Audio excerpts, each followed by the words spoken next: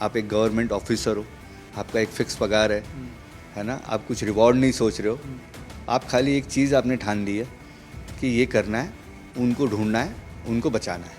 वो उनका कन्विक्शन था। हमें भी एक्चुअली एक किस्म से शॉक लगा था जब हम बात कर रहे थे, बट आई थिंक टीनू जी ने जिस तरह से उन्हें नरेट किया, everyone said yes in the very first go. जबकि अक्षय सर मुझे बोल रहे तू इतना कॉन्शियस क्यों है, तू इतना क्यों चीज़, बट मुझे हमेशा वो रहता था कि यार नहीं, मुझे डिलीवर करना है और ये फिल्म पर्दे पे आनी चाहिए, लोगों को पता लगना चाहिए कि गिल साहब ने 1989 में इतना बड़ा काम किया। 6 अक्टूबर को भारतीय फिल्म इंडस्ट्री की ओर से एक बहुत इंपॉर्टेंट फिल्म आ रही है जिसका नाम है mission Raniganj the great Bharat rescue. इसमें अक्षय कुमार और परिणीति चोपड़ा लीड रोल में है। ये मिशन क्या है और क्यों है, इसकी जानकारी देंगे इनके मेकर्स। हमारे साथ है दीपशिका देशमुख जो कि प्रोड्यूसर है और टीनू देसाई जो कि डायरेक्टर है। सबसे पहले तो मैं आपको बधाइयाँ देना चाहूँगा, कॉन्ग्रेचुलेशंस। ट्रेलर को बहुत अच्छा रिस्पांस मिला है, ऑलरेडी इसे ब्लॉकबस्टर बोला जा रहा है, तो इस पे आपकी क्या रिएक्शंस है? क्यों, मतलब हमारे लिए इससे बड़ी बात और क्या हो सकती है। ऑडियंस का प्यार ही सब कुछ है, एंड ऑडियंस ने भर भर के प्यार दिया है टीज़र और ट्रेलर को। अब 6 अक्टूबर को पिक्चर आ रही है, so we are waiting to see what the reaction will be for that. Tinu ji, आप क्या कहना चाहेंगे? आपने भी कमेंट्स पढ़े होंगे, तो आपको अच्छा लगा, प्राउड फील हुआ? अच्छा तो लग रहा है, प्राउड फील 6 अक्टूबर को करूँगा जब ऑडियंस पूरी फिल्म देखेगी और जिस तरह से अप्रिशिएट कर रही है टीज़र एंड ट्रेलर को, फिल्म को भी अप्रिशिएट करे। टीनू जी, आपसे सवाल होगा कि ये फिल्म आपने जो बनाई है, इसका जर्म जो सीड होता है ये कहाँ से आया? ये जो फिल्म आप बना रहे, इसका थॉट प्रोसेस कहाँ से आया? ये थॉट प्रोसेस, जो कहानी मुझे सुनाई गई थी, दीपक किंगरानी जो हमारे स्टोरी राइटर है, उन्होंने मुझे सुनाई थी, जो मुझे अच्छी लगी थी। फिर मैंने, दीपक ने और जो हमारे स्क्रीन पे राइटर है विपुल के रावल, हमने तीनों ने मिलके एक पूरा रिसर्च किया, गिल साहब से मिले और पूरी स्क्रिप्ट बनाई हमने। गिल साहब से जब आप मिले तो उनको आपने कहानी बताई, तो उनके तो आंखों से आंसू निकल आए होंगे, इमोशनल हो गए होंगे, तो उन्होंने क्या कुछ इनपुट्स दिए? कहानी तो उनकी थी, है ना, तो हमने तो रिसर्च में उनसे कहानी, जो इंसिडेंट हुआ था 3 दिनों में, जो भी उनके साथ बीता था, उन्होंने जो मिशन रेस्क्यू मिशन पूरा कंडक्ट किया था, वो सारी हमने इन्फॉर्मेशन ली। उसके बाद जो हमने स्क्रीन प्ले बनाया, डेफिनेटली वो जब उन्होंने सुना तो उनको बहुत खुशी हुई कि जिस तरह से हमने रिसर्च की थी डिटेल में, जितने सवाल पूछे थे, हज़ारों सवाल पूछ लिए थे हमने उनके, मतलब डैडी जी इतने वो हो गए थे कि यार तुम बच्चों की तरह सवाल ही पूछते जा रहे हो। तो जब उन्होंने स्क्रिप्ट पढ़ी, डेफिनेटली उनका फर्स्ट टाइम एक्सपीरियंस था स्क्रिप्ट पढ़ना, फिल्म की स्क्रिप्ट पढ़ना, बट उनको लग रहा था कि मैं वापस में उन 3 दिनों में चले गया हूँ। तो वो हमारे लिए अचीवमेंट थी कि हमने वो क्रिएट कर दिया है पेपर पर। और जब हमने फिल्म बनाई तो मुझे लग रहा है कि हमने वो जो स्क्रिप्ट थी पेपर पर, उससे और ऊपर हम लेके गए, thanks to Pooja films. Deepshika ji, अब थैंक्स कहा है आपको उन्होंने। आपने इसे बैक किया है, आपने इसे प्रोडक्शन करने का थॉट कैसे आया? क्यों आपने सोचा कि इस फिल्म में क्या करना, क्यों इसे आगे बढ़ाना चाहिए?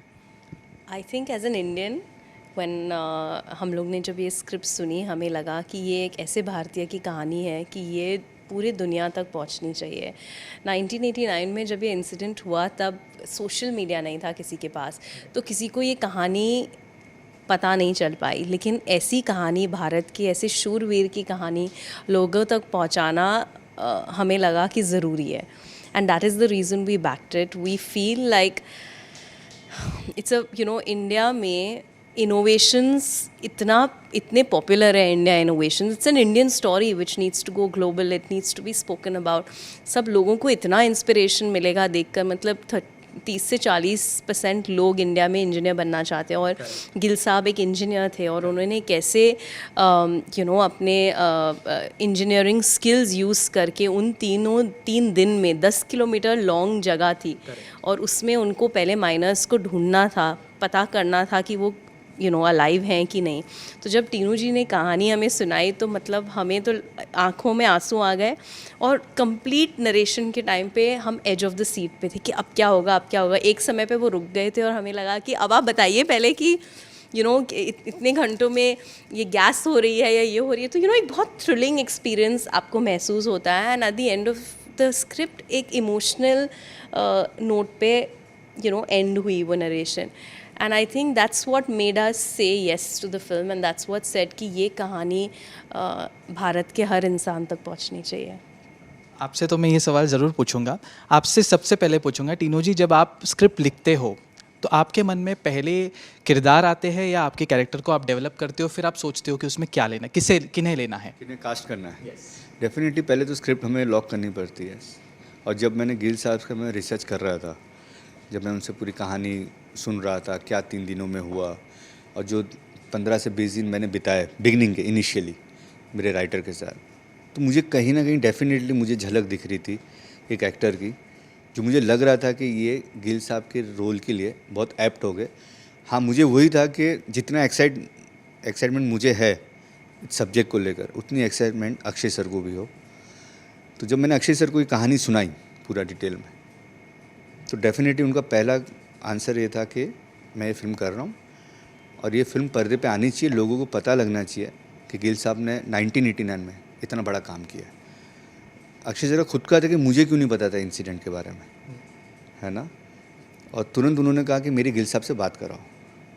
मैंने तुरंत फेस टाइम किया, उनकी बात कराई. आधे घंटे तक उन्होंने बात की, पंजाबी में बात की दोनों ने. और अक्षय सर का यही था कि गिल साहब आपने कर कैसे दिया ये सब, कैसे सोचा आपने ये सब, आपको डर नहीं लगा या कुछ हुआ नहीं, आपने सोचा कैसे, इतने कम टाइम था, इतना प्रेशर था, आपने कैसे कर दिया. एंड गिल साहब का ये था कि बस वाहेगुरु का करना है तो करना है, वाहेगुरु के साथ थे, कर दिया जो करना था, सोचा नहीं था मैंने. तो ये चीज़ थी. तो अक्षय सर भी डेफिनेटली एक्साइट हो गए थे. उनको अक्षय सर की जो चॉइस है सब्जेक्ट की, वो गट फीलिंग पे जाता है. वो सुनते तुरंत हाँ बोल देते या ना बोल देते. मैं फॉर्चुनेट था कि उन्होंने हाँ बोल दी. क्योंकि इससे पहले भी आपने अक्षय कुमार के साथ ही काम किया है, तो ये संजोग की बात है या इत्तेफाक की बात, कोइंसिडेंस है कि इस फिल्म में भी आपको उन कैरेक्टर में उनकी ही झलक दिखी? हाँ जी, संजोग ही बोलूँगा. क्योंकि जब फ्रेंकली स्पीकिंग जब मैंने सब्जेक्ट मैंने दीपक ने मुझे सुनाया था, और मैं और विपुल भाई दीपक हम जब सब्जेक्ट को लिख रहे तब मेरे दिमाग में नहीं थे कि अक्षय सर को मैं. लेकिन जैसे ही कहानी ख़त्म हुई, स्क्रीन प्ले ख़त्म हुआ, तो मुझे लगा कि नहीं, ये सबसे पहले मैं अक्षय सर को सुनाऊंगा. अगर अक्षय सर ने मुझे खुदा ना खास्ता मुझे बोला कि नहीं टीनू कुछ और करते हैं, तो फिर सोचूंगा मैं. और मैंने सुनाया अक्षय सर को, और अक्षय सर ने हाँ बोल दिया. तो आपके माइंड में कोई और ऑप्शंस थे कि इस रोल के लिए कोई और फिट हो सकते हैं? तो ऑप्शन सोचते, ना बोलते तो ऑप्शन सोचते. फिर दीपशिका जी, आपसे जानना चाहूँगा, अक्षय कुमार की ही बात करें, संजोग की बात कर रहे हैं, आपके साथ उनका रिश्ता काफ़ी पुराना है, आगे भी आप काम कर रहे हैं, पिछले कुछ फिल्मों में उनके साथ काम किया है, तो क्या हम ये कह सकते हैं कि अक्षय आपके लिए लकी हो गए अब? बिल्कुल, अक्षय सर हमारे लिए बहुत लकी हैं.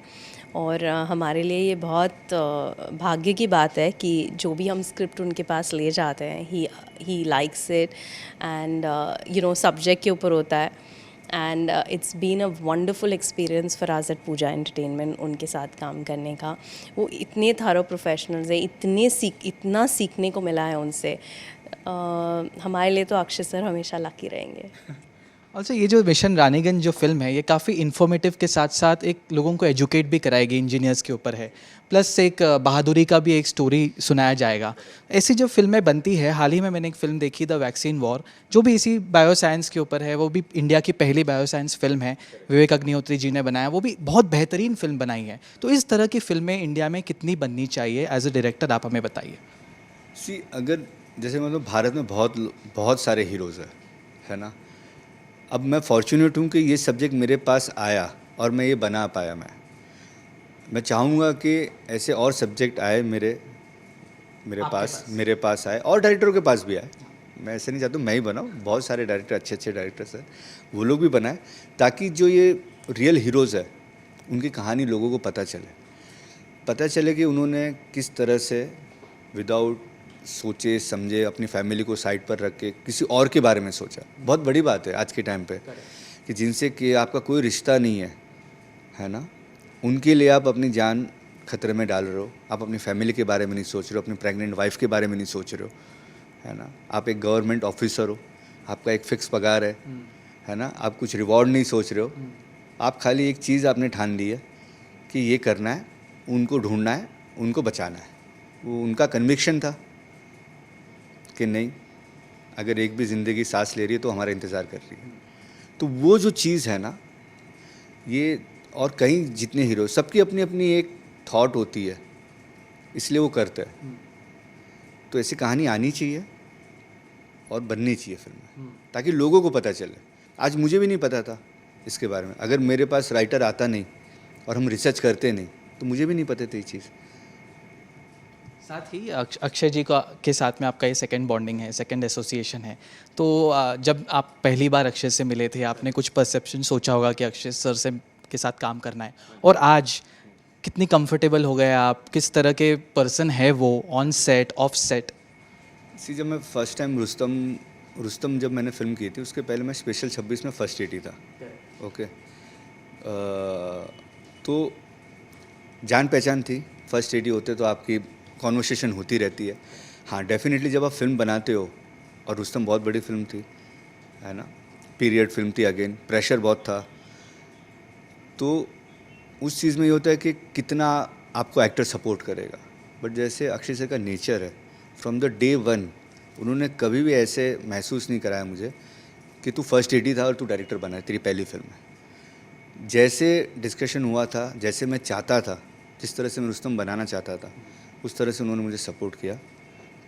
और वो जो कंफर्ट जोन था वो मेरी तरफ से थोड़ा ज़्यादा था, कि मुझे वो थोड़ा था कि नहीं, स्टार है ना, इन्होंने मुझे हाँ बोल के फेवर किया हुआ है, ओके, मेरी स्क्रिप्ट को। तो वो मेरी तरफ से थोड़ी हिचक हमेशा पूरी फिल्म में रहती थी रुस्तम में। जबकि अक्षय सर मुझे बोल रहा है, अरे तू इतना कॉन्शियस क्यों है, तू इतना क्यों है चीज़, बट मुझे हमेशा वो रहता था कि यार नहीं, मुझे डिलीवर करना है। ओके, मुझे फिल्म मिल गई है और इसको डिलीवर करना है। इस फिल्म में ये था कि कंफर्ट जोन बहुत ही अच्छा था। अक्षय सर को मैं तो जान ही गया था, उनकी style, working style. Akshay sir ने भी समझ गए थे रुस्तम से मेरी वर्किंग स्टाइल। उनको पता था कि ये कैसे काम करता है, किस तरह का उसका डेडिकेशन है, किस तरह से ये चाहता है, और जो चाहता है वो कर लेता है, कैसे भी करवा भी लेता है। तो वो चीज़ थी। तो अच्छा रहा, बहुत अच्छा एक्सपीरियंस रहा। सीखने तो मिलता ही है उनसे, क्योंकि उनका जो एक्सपीरियंस है ना, इतने सालों से इस पोजीशन पे बरकरार रहना, फिर वो स्क्रिप्ट लेवल पे हो, ड्यूरिंग द शूट हो, और वो अपनी खुद की नहीं सोचते खाली। सबसे बड़ा प्लस पॉइंट है कि वो सिर्फ अपने कैरेक्टर के बारे में नहीं सोचते। उनके आसपास अगर 6 कैरेक्टर खड़े, 6 के बारे में सोचते, और वो बोलते कि यार ये लाइन है ना, मेरी निकाल के उसको देते। अच्छा। तो वो बहुत बड़ी बात है, इनसिक्योरिटी नहीं है उनको। तो मेरा बेटर ही एक्सपीरियंस हुआ है। मैं चाहूँगा कि ये फिल्म सक्सेसफुल हो जाए, सबको पसंद आए, और थर्ड फिर का कोलैबोरेशन करने का मौका मिले, फिर से मैं कोई सब्जेक्ट लेके जाऊँ और वो हाँ बोले। ऑल्सो इसमें बाकी भी कलाकार है जो उम्दा है, लेजेंडरी है, अपने काम में बहुत एक्सपर्टीज़ है उनका, उनको साथ लाना एक बहुत बड़ा टास्क होता है। तो आप दोनों से जानना चाहूँगा कितनी दिक्कतें आई उनको साथ लाना, उनके साथ काम करना? आई थिंक इसमें स्क्रिप्ट एक बहुत बड़ी हीरो है। जब उनके पास स्क्रिप्ट गई, जब उन्हें सुनाई गई, उन्होंने एकदम से ही यस कर दिया। हमें भी एक्चुअली एक किस्म से शॉक लगा था जब हम बात कर रहे थे, बट आई थिंक टीनू जी ने जिस तरह से उन्हें नरेट किया, everyone said yes in the very first go.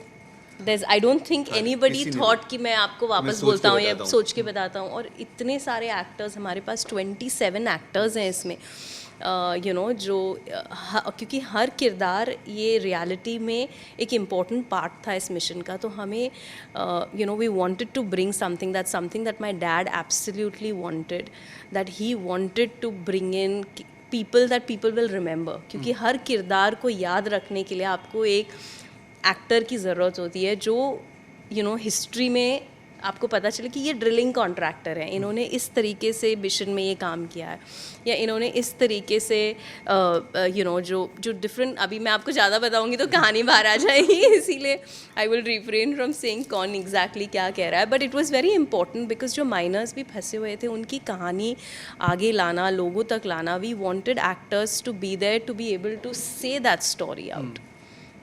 And हमारी खुशकिस्मती की बात है कि उन लोग सब लोग ने, जब टीनू जी ने नरेट किया, they all said yes to the film. Parineeti Chopra को भी आपने इस फिल्म में कास्ट किया है, उनकी कास्टिंग कैसे हुई? क्योंकि वो भी अपने पर्सनल लाइफ में एक बहुत अहम पड़ाव पर थी और आपने उन्हें कास्ट किया। कास्ट तो पहले कर चुके थे हम लोग, हमारी शूटिंग भी ख़त्म हो चुकी थी, है ना। तो वैसे हमारे कभी भी जो उनकी पर्सनल लाइफ के कभी हमें डिफ़िकल्टी हुई नहीं। उनका फुल सपोर्ट और कमिटमेंट वाइज उनका बहुत क्लियर था, सारी कमिटमेंट उन्होंने पूरी की हुई है। अगेन जैसे मैंने कहा कि जैसे मैं रिसर्च कर रहा था और डैडी जी के साथ जब मैं डिस्कशन लेवल पे कर रहा था, तब मुझे रियलाइज़ हुआ कि ये अक्षय सर को मैं अप्रोच करता हूँ इस कैरेक्टर के लिए, क्योंकि मुझे झलक दिख रही थी। वैसे ही उन दिनों मैं निर्दोष गिल मम्मी जी से भी मैं मिलता था, साथ में खाते थे, रात को गप्पे मारते थे, है ना, चाय। तो सारी चीज़ तो मुझे वहाँ भी है ना, जो मम्मी जी का जो नेचर है वो मुझे झलक दिख रही थी परिणीति की। ओके, तो जब मैंने ये रियलाइज़ हुआ कि नहीं हाँ परिणीति को कर सकते हैं, तो मैंने वाशु जी, दीपशिका, जैकी, उन सबसे डिस्कशन किया कि ये ऑप्शंस है। डेफिनेटली ऑप्शंस हमेशा होते हैं, है ना, बट प्रायोरिटी एक होती है कि किसको आप करना चाहते हो जो आपके रोल के लिए सूटेबल हो, है ना। तो फिर अक्षय सर को भी बताया गया, तो अक्षय सर ने बोला वेरी गुड, इनकी भी हामी हो गई कि नहीं यार बहुत अच्छी चीज़ है, पैरिंग बहुत अच्छी लगेगी। फिर परिणीति को जब अप्रोच किया, अगेन वही चीज़ है कि जब सब्जेक्ट सुना है तो परिणीति ने बोला कि मुझे इस फिल्म में पार्ट होना है। तो जैसे आपने बोला कि सारे जो कैरेक्टर आर्टिस्ट, जितने भी स्ट्रॉन्ग कैरेक्टर आर्टिस्ट, स्टार है अपने आप में सारे लोग, है ना, सारे हीरोज़ है, दमदार एक्टर है। तो इन सबका यही था कि हमको ये फिल्म में जुड़ना है। जिस तरह से लिखी गई है ना, बहुत अच्छी लिखी गई है, हमें इस फिल्म में जुड़ना है। और इन्होंने बहुत सपोर्ट किया, जैसे 27 एक्टर्स जो थे, इतना सपोर्ट किया। हम कोल डस्ट में है, कोल मेकअप किया हुआ है, 1.5 घंटा मेकअप करने को लग रहा है, 2 घंटे मेकअप निकालने को लग रहा है एक्टर को, है ना। फ्लडेड वाटर है, उसमें सुधीर पांडे जी भी जो इतनी एज वाले, वो भी उफ तक नहीं बोल रहे कि नहीं यार मुझे कहाँ पानी में डाल रहे हो आप, मुझे पानी लग रहा है या चीज़ कुछ हो रही है, कुछ नहीं। जो सपोर्ट, क्योंकि उनका सबको है ना स्क्रिप्ट पे फेथ था, है ना। डायरेक्शन लेवल पे आप जब बता रहे हैं कि बहुत दिक्कतें आई, मेकअप 1 घंटा 2 घंटा, फिर अंडर वाटर सीक्वेंस जिसकी बहुत तारीफ हो रही है, उस सीक्वेंस की बहुत तारीफ हो रही है, तो डायरेक्शन लेवल पे कितनी डिफ़िकल्टीज आई आपको? ये बहुत चैलेंजिंग फिल्म है। ओके, चैलेंजिंग सिर्फ डायरेक्टर के लिए नहीं, for the producer, for the production team, for the technician, actor, सबके लिए चैलेंजिंग फिल्म थी। ये इजी फिल्म नहीं थी।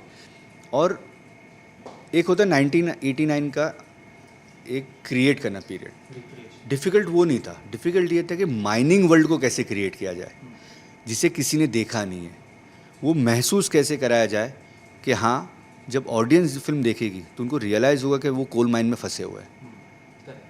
तो वो जो चीज़ थी ना, वो सबसे चैलेंजिंग थी। माहौल बनाना, वो शूट करना उस सीक्वेंस को उस तरीके से कि लोग को लगे कि ये फंसे हुए हैं। अगर पानी में है तो लगे कि पानी में फंसे हुए हैं।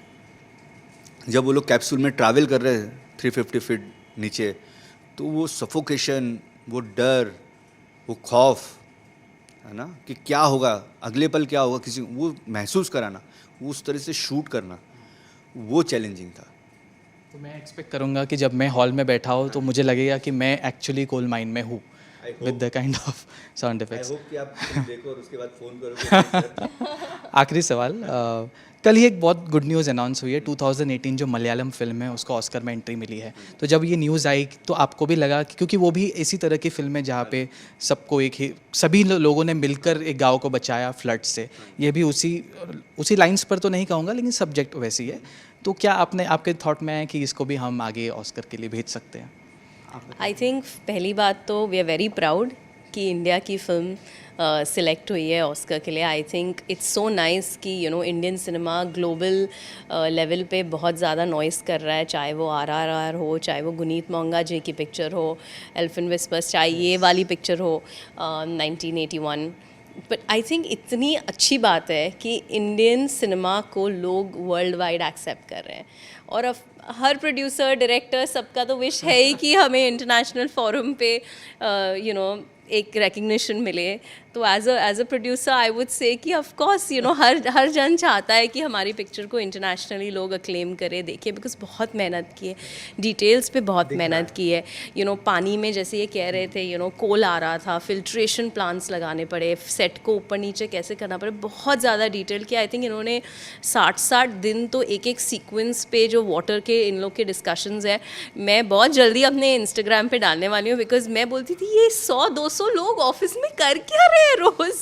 सो यू नो इन लोग बैठकर बिहाइंड द सीन्स का जो मतलब पानी कैसे आना चाहिए, किस वेलोसिटी पे आना चाहिए, उसमें कितना झाग होना चाहिए, the amount of research that's gone in is beautiful.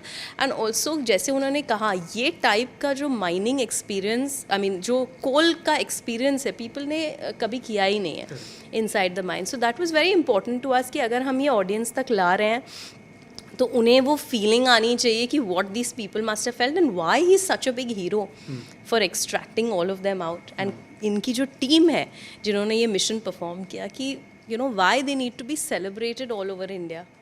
तो हम उम्मीद करेंगे कि ये फिल्म ग्लोबल स्तर तक जाए, लोग बहुत बहुत पसंद करें। इस जाते जाते हमसे एक बार कहिए कि ये फिल्म क्यों देखे, दर्शक क्यों थिएटर आए इस फिल्म को देखने के लिए, एक message. I think it's a proud moment for all Indians. Indians worldwide famous हैं अपने इनोवेशंस के लिए, and I think it's such a beautiful story, edge of the seat thriller है, way you will be proud when you come in कि एक भारतीय ने जो इम्पॉसिबल है, जो दुनिया में कोई नहीं कर पाया, वो इन्होंने कर दिखाया। So I think for me I would go watch the film for this, and this is what we want our audience to experience. Ino ji आप बताइए। मैं बोलना चाहूँगा कि ये फिल्म देखे, भारत का one of a kind rescue mission देखे, ये जो गिल साहब की बहादुरी देखे, जो गिल साहब ने डिसीजन लिए थे तब के टाइम पे, वो उनकी बहादुरी देखे, उसके लिए फिल्म देखे। ज़रूर बताइए लोगों को कि प्लीज़ थिएटर में आकर देखिए, क्योंकि आजकल ये OTT कल्चर बहुत ज़्यादा हो गया है। तो मैं चाहूँगा कि दर्शक थिएटर आए और इस फिल्म को देखें और खूब प्यार दे इससे। मैं एक और चीज़ ऐड करना चाहूँगी इनके इससे कि ये कोल माइन रेस्क्यू पे पहली फिल्म है इंडिया की जहाँ से इतने लोग रेस्क्यू हो रहे हैं, सक्सेसफुली रेस्क्यू है।